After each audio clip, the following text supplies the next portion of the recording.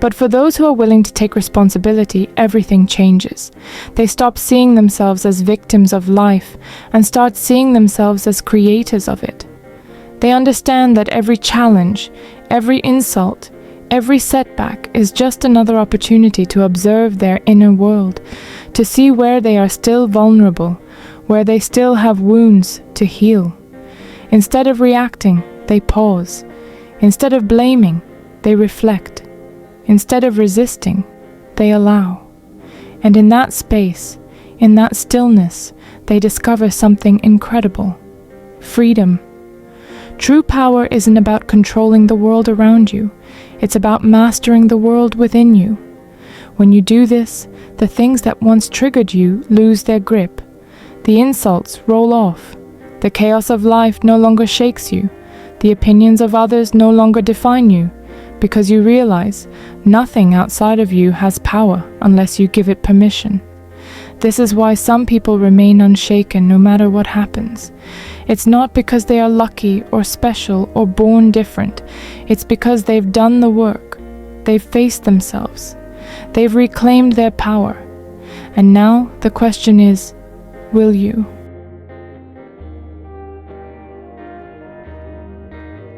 Number 1. Reclaiming power from the outside world. For those willing to truly look within, for those ready to observe rather than react, a new kind of freedom emerges. Because here's the secret: once you stop blaming, you start seeing. And once you stop reacting, you stop being controlled. You no longer need to dodge negative people, no longer need to orchestrate every detail of your life. You don't escape the chaos. You simply rise above it, not detached, not numb, just untouchable. The world's grip on you loosens because you've loosened your grip on the world. See, most people spend their whole lives chasing control. Control of outcomes, of people, of how they're perceived. They want predictability, approval, certainty. And when life doesn't play by their rules, they suffer. They personalize everything. A stranger's rudeness, a failed plan, a closed door. They see it as punishment, as if the universe has something against them. But here's the truth: the world is neutral. It doesn't love or hate. It doesn't reward or punish. It simply is. And the only thing shaping your experience of it is your perception. Two people can walk through the same storm. One curses the sky, the other dances in the rain. What changed? Not the weather, just the lens. Carl Jung said, "Until you make the unconscious conscious, it will direct your life and you will call it fate." If you don't see the patterns you're caught in, the stories you tell about your worth, about others, about life, you'll keep reliving the same cycles, thinking they're just happening to you, never realizing they're happening through you. The more you try to control the outside, the more it owns you. Need validation? Now someone else has your power. Need things to go your way? Now outcomes rule you. Need fairness? Now disappointment is inevitable. But when you let go, when you surrender the illusion of control, everything changes. You become light, centered, clear, no longer chasing approval, no longer fearing the unknown, no longer exhausting yourself trying to bend the world, because the ones who are truly free are not those who control everything. They're the ones who've mastered themselves. They stand calm in the chaos, still in the noise, unbothered by judgment, unafraid of what comes next. And here's the paradox: when you stop needing everything to work out, it often does. When you stop fearing what others think, you become magnetic. When you stop grasping for success, opportunities flow toward you. It's not magic, it's alignment, it's surrender. Let go and you step into a deeper power, not by controlling life, but by flowing with it. Number 2, Carl Jung's teachings on emotional mastery. The more you let the outside world dictate your emotions, the more automatic your reactions become. But here's the good news. You are not wired this way permanently. Neuroscientists have found that through mindfulness, cognitive reframing, and exposure to discomfort, you can literally reprogram your brain. Insults lose their sting. Failures no longer define you. Uncertainty stops feeling like a threat. At that point, you don't just navigate life, you move through it untouchable. Not because the world has changed, but because you have. The mirror of the mind. There's something strange about human nature. Most people believe they are reacting to the world, but in reality, they're only reacting to themselves. Imagine this. Someone insults you. The words hit like a dagger. But pause for a second. Where do you actually feel the pain? Not in the words, not in the person speaking them. You feel it in the meaning you assign to them, the hidden wounds they touch, the subconscious stories you've carried for years. Carl Jung understood this well. He once said, "Everything that irritates us about others can lead us to an understanding of ourselves." That's the truth most people don't want to face. Nothing outside of you has power, unless you give it power. Think of a mirror. If your reflection suddenly frowned at you, you wouldn't get angry at the mirror. You'd understand. It's only reflecting you. Yet when life does the same, when people trigger us, we blame them. We demand they change. We resist, react, and try to control. But what if the real work isn't in controlling the world, but in understanding why it triggers us in the first place? The illusion of attachment. Why do we give so much power to things outside of us? Why do opinions, outcomes, and validation seem to dictate our peace? Because we're attached. When your identity is tied to external things, titles, relationships, success, approval, you will always be at their mercy. But what if you didn't play the game? What if, instead of reacting, you simply observed? Detachment isn't indifference, it's power. Detachment doesn't mean emotionless. It doesn't mean numb. It means untouchable. It means realizing you are not your emotions. You are the awareness behind them.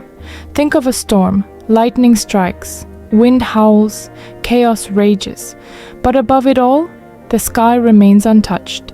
You are the sky, not the storm, the ultimate power. The greatest power is not in controlling the world. It's in controlling your perception of it. And here's the paradox. When you stop reacting, you start influencing reality itself. People sense it. They can't shake you. They can't manipulate you. They can't disrupt your peace. Because now, you own your energy. So, how do you step into this untouchable presence? It starts with a radical shift in awareness, realizing that you have never been reacting to the world, only to your mind's interpretation of it. Think about it. Two people can go through the exact same situation, but walk away with completely different emotions. Someone bumps into you on the street. One person shrugs and moves on. Another simmers in anger for hours. The event is the same. The response is entirely different. Why? Because the reaction was never about what happened. It was about the story created around it. And once you understand this, once you master this, you become unshakable. You become the storm's calm center, the eye of the hurricane, the sky above it all, and in that state, reality bends in your favor.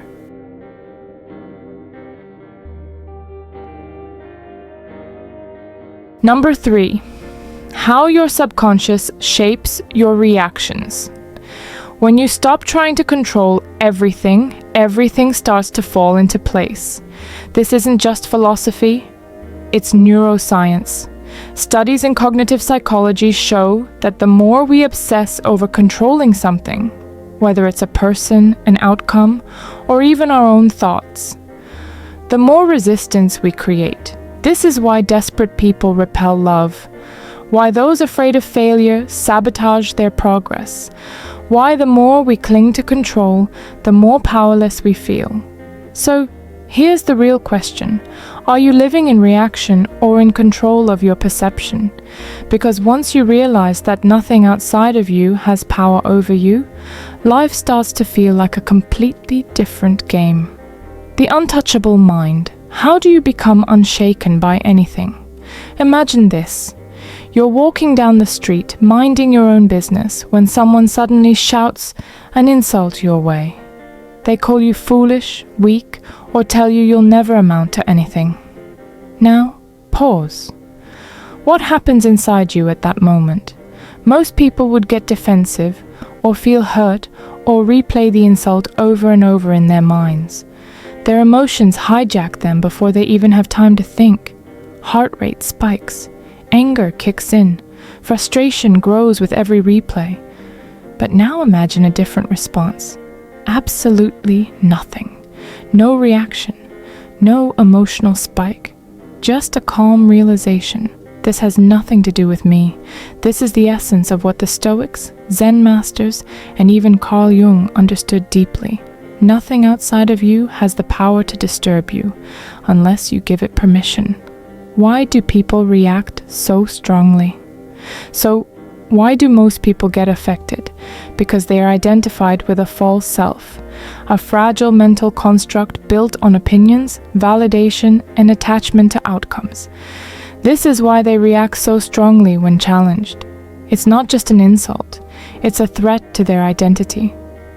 Jung spoke about the shadow self, the hidden part of our psyche that holds all our fears, insecurities, and unresolved wounds we refuse to face. When someone triggers an emotional reaction in us, they're not creating pain. They're revealing the pain that was already there. Think about it. If you were truly at peace with yourself, someone's insult would mean nothing. It would be like yelling at a mountain. It simply echoes back without response.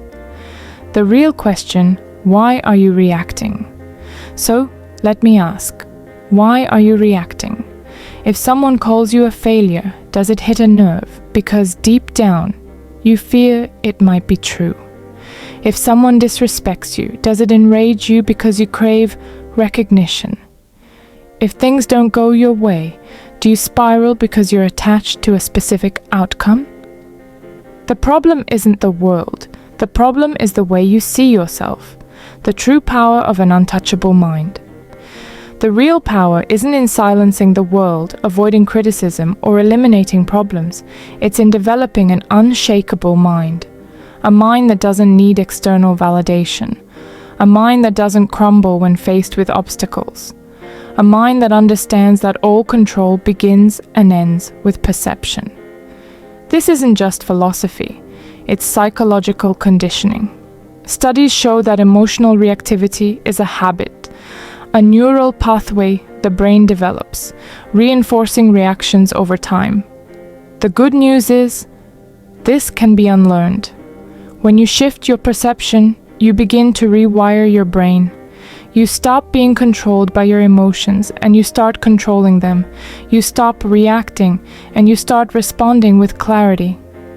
Once you master this, you realize that the world doesn't dictate your peace. Your peace is self-generated. Number 4, practical strategies for letting go of negativity. It's never about the event, it's always about the mind's perception of it. Carl Jung often spoke about the shadow self, the unconscious parts of our psyche that we suppress, the wounds we hide, the emotions we reject. And yet, these are the very things that control us. Why do certain words trigger us? Why do certain people get under our skin?